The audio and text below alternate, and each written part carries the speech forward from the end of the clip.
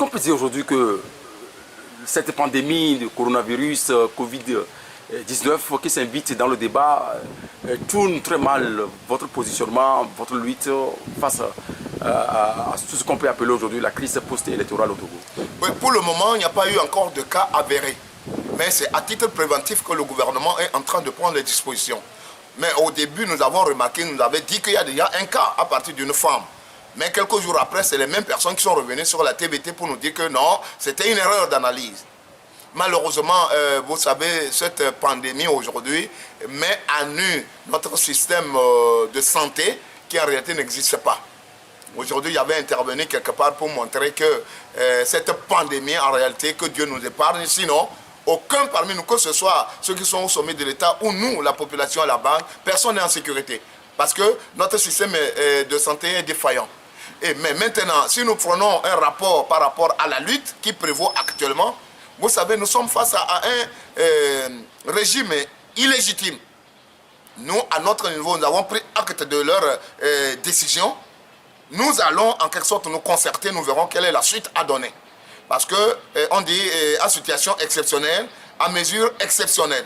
Nous avons écouté ce qu'ils ont proposé, mais nous verrons. Mais quelque part aussi, ils sont aussi embêtés. Parce qu'entre-temps, ils se précipitaient pour peut-être prêter serment. Mais comme on a dit qu'on ne veut plus voir un regroupement de 100, au-delà de 100 personnes, quelque part, eux aussi ont l'obligation de respecter leurs propres engagements. Mais nous, à notre niveau, nous verrons quelle est la suite à tenir, à donner par rapport à nos démarches. Voilà, en dehors du Togo, quand vous prenez aujourd'hui la France, qui est tellement secouée par cette pandémie, l'Allemagne n'est pas épargnée, l'Italie n'est pas épargnée, même les États-Unis ne sont pas épargnés, les grandes puissances de ce monde ne sont pas épargnées. Aucun pays n'est épargné. Maintenant, vis-à-vis d'une situation pareille de rapport de force où les puissances doivent quand même se prononcer sur le cas togolais, vous ne pensez pas que cette pandémie, coronavirus, aussi passe par là? Je ne refuse pas. Le problème là est venu au moment où on s'attendait le moins.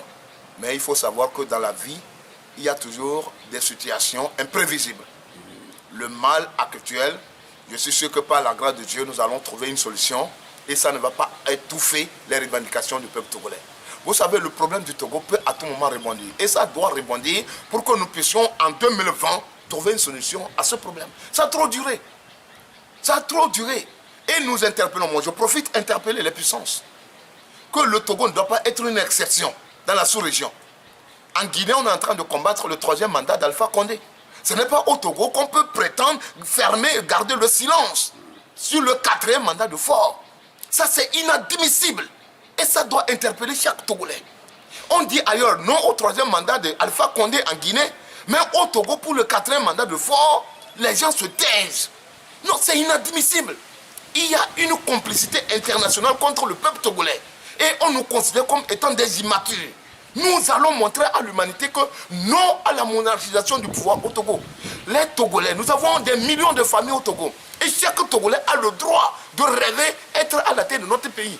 La constitution togolaise de 92 est claire. Un mandat renouvelable une fois, ça fait 5 ans. On t'ajoute 5 ans si tu as bien fait. Tu as 10 ans et tu pars. Le papa de Faure a fait 38 ans. Faure a fait 15 ans en violation de la constitution de 92. Aujourd'hui, il est au 4e mandat, mais personne n'en parle. Parce que c'est le Togo. Mais c'est les Togolais qui ont l'obligation de défendre jusqu'au bout leur souveraineté. C'est pourquoi je voudrais finir, monsieur le journaliste, me permettez, interpeller, que ce soit ceux qui ont été aux élections ou ceux qui n'ont pas été aux élections, nous avons une grande responsabilité devant l'histoire. Nous avons une grande responsabilité devant l'histoire. Ce peuple qui souffre nuit au jour. Si nous sommes fiers, nous avons pris l'engagement de créer des partis politiques pour nous seuls, alors nous répondrons devant l'histoire. Vos femmes au niveau de la dynamique maintiennent leur manifestation malgré l'appel. Cette fois-ci, il ne va pas y avoir de marche, mais concert de casserole le dimanche de 13h à 14h. Vous soutenez la démarche? Oui, pourquoi pas? Il y a toujours 1001 manières de pouvoir se faire entendre. Elles ont choisi des femmes déterminées, des femmes engagées. J'interpelle tous les Togolais de se joindre à elles. Nous tous.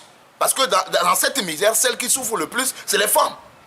Dans un foyer, quand ça ne va pas, ce sont les femmes. Donc nous avons obligation de soutenir les femmes à travers leur démarche qui consiste à faire ce concert de casserole, de faire de bruit de façon bruyante pour interpeller l'humanité. Qu'au Togo, ça ne va pas. Ça ne va pas. Quand vous gouvernez un pays, vous dites que c'est la minorité qui s'est accaparée des biens de l'État. Dans quel pays et vous demandez aux autres de vous voter encore. Vous dites que papa a dit de ne jamais quitter le pouvoir. C'est inadmissible. Papa a dit, le Togo c'est quoi? C'est une monarchie? C'est une dynastie? Non, s'il vous plaît, nous ne sommes pas des damnés de la terre. Nous sommes arrivés à un point de non-retour. Et Ford doit comprendre que les Togolais ont fait un choix. Et il faut respecter ce choix. Ils prétendent avoir la légalité, mais nous, Agbemé Kodjo, a la légitimité. Parce que c'est le peuple qui est dans le pouvoir. Monsieur Bouraïma Nabouja, merci beaucoup à vous. C'est moi qui vous remercie. Et je tiens à nous dire que chaque Togolais doit répondre devant l'histoire. On ne peut pas soutenir des dirigeants qui dirigent en faveur de la minorité. Et aux juges, Agbemé Kodjo n'est pas leur cible. Si on n'a pas pu porter plainte contre Ford pour avoir violé la Constitution, si on n'a pas pu retrouver les criminels des incendies des marchés, et plus la tuerie des enfants, il faut laisser Agbemé en paix. Trouver les solutions durables aux problèmes des Togolais et non de s'acharner sur un individu. Je vous remercie. C'est moi qui vous remercie.